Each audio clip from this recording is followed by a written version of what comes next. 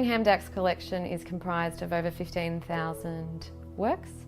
They can range from anything like paintings, photographs, drawings, sculptures, ceramics, photography and poetry. They have been produced by people that have had an experience of mental illness or psychological trauma. 7,500 to 8,000 of those works were produced by people who were institutionalised in Victoria between the 1950s and the 1980s. And the other half of the collection is the contemporary collection, and they are works that have been produced by artists or people who are practising art and have an experience of mental illness or psychological trauma.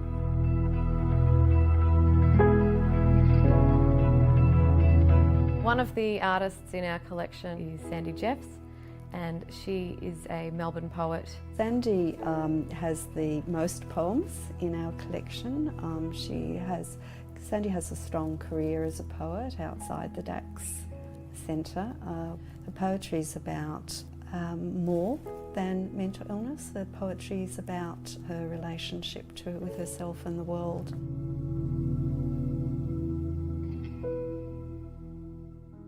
My name's Sandy Jeffs and I am a poet who has lived with schizophrenia for all my adult life.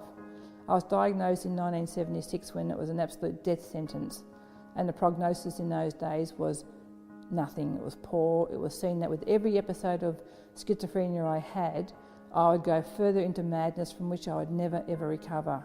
And having this mental illness changed my life irrevocably, and I started documenting my madness in poetry.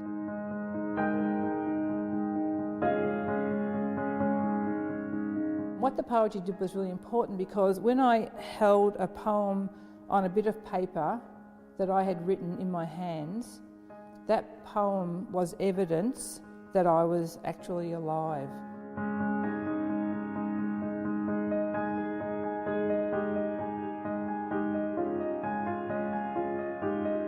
By 1993 I had quite a few poems, and it's not what you know, it's who you know. Susan Hawthorne at Spinifex Press, who I'd gone to university with, she said, "I'd really like to publish your poems."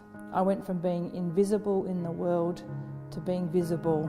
I knew in my bones that I was more than just my label schizophrenia. I've now had 7 books of poetry published and a memoir.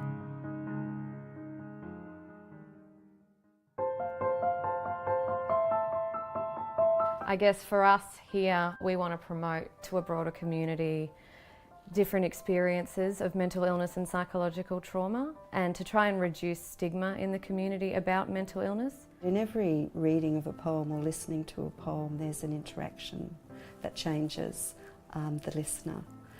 And if you think of how that interaction and that dynamic translates to community thinking, this is how I think that stigma can be tackled. It's about inviting the reader into this strange, bizarre world that they might not know about, but might find some inkling of understanding through reading the poems.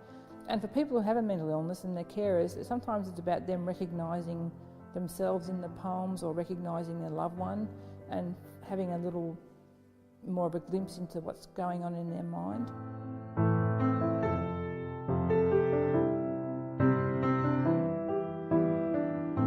Someone like Sandy Jeffs is a really important advocate for anyone that has had an experience with mental illness, because she doesn't let it define her. I just love writing poetry. I love the process. I love feeling creative. I love seeing the world through a poet's eyes. It's also, for me, a sign of good mental health to be writing poetry. I think it's a sign that I'm okay, and the more I write, the weller I feel. I think for everyone it's a very individual experience, and I think that's what we want people to take away. We want them to reflect on how they're feeling, and if they're okay, and if they're not, what things can they do to help manage that situation.